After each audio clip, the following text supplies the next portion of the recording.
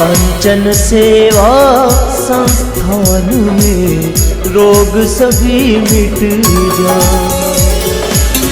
कंचन सेवा संस्थान में रोग सभी मिट जाए। तन मन दोनों स्वस्थ रहता जन्म सफल हो जाए। कंचन सेवा संस्थान में रोग सभी मिट जाए।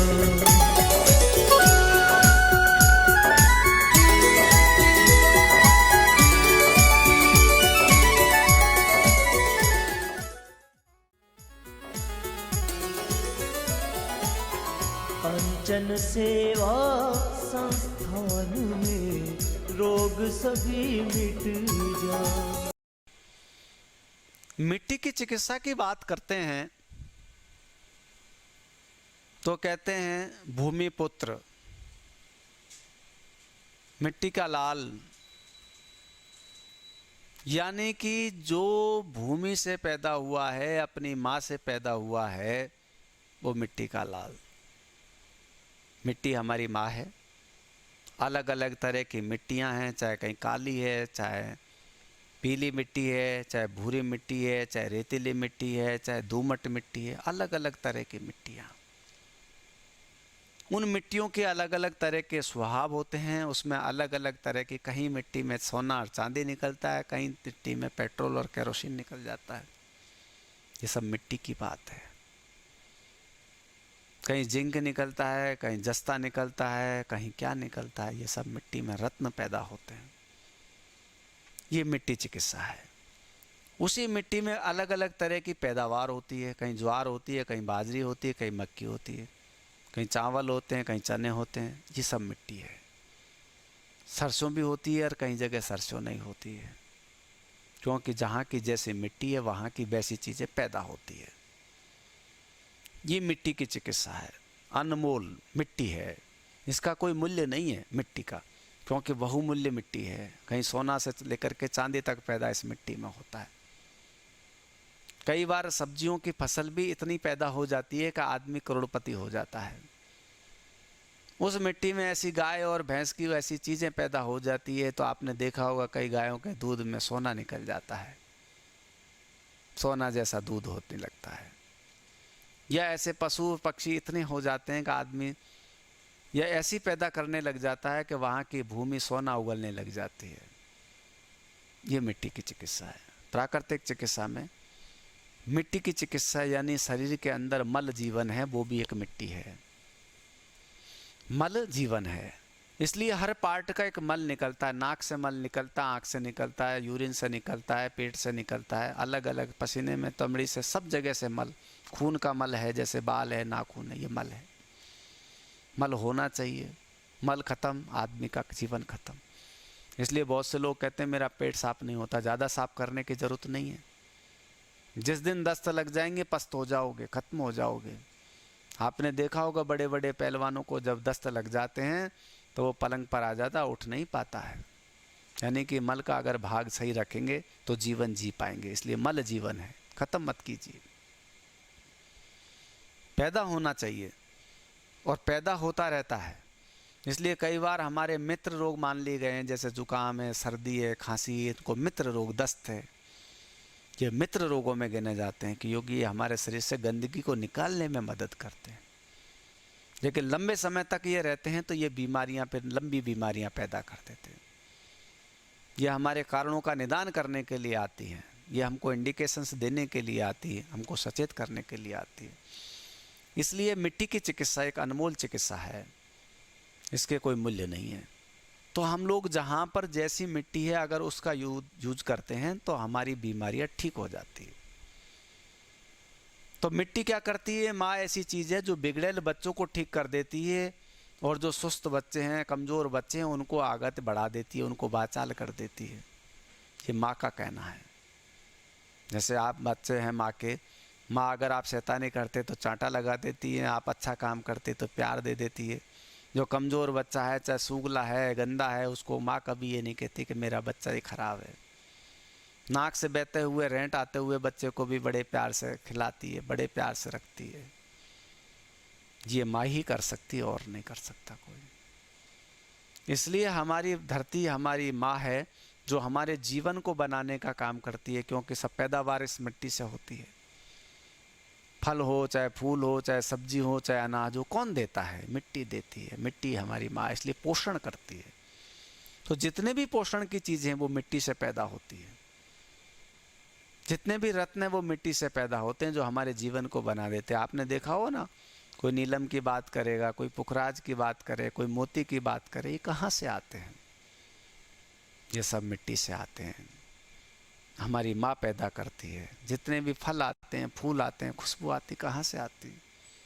इस मिट्टी चिकित्सा से आती। इसलिए मिट्टी में 5 शब्द होते हैं: शब्द, स्पर्श, रूप, रस और गंध।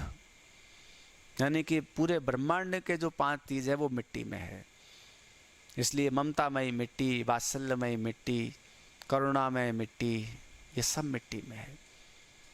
हमारे शरीर के अंग जब बीमार हो जाएं, कमज़ोर हो जाएं, सुस्त हो जाएं, अस्वस्थ हो जाएं, काम करने की कैपेसिटी नहीं हो, शून्यता आ जाए, बहुत ज़्यादा फड़फड़ाने लग जाए, तो उसमें मिट्टी की चिकित्सा सबसे बढ़िया चिकित्सा होती है। यानी ममतामयी मिट्टी, वात्सल्यमयी मिट्टी, आनंदमयी मिट्टी, राग और द्वेष से रहित मिट्टी, एक अलग तरह ही मिट्टी की चिकित्सा पद्धति है।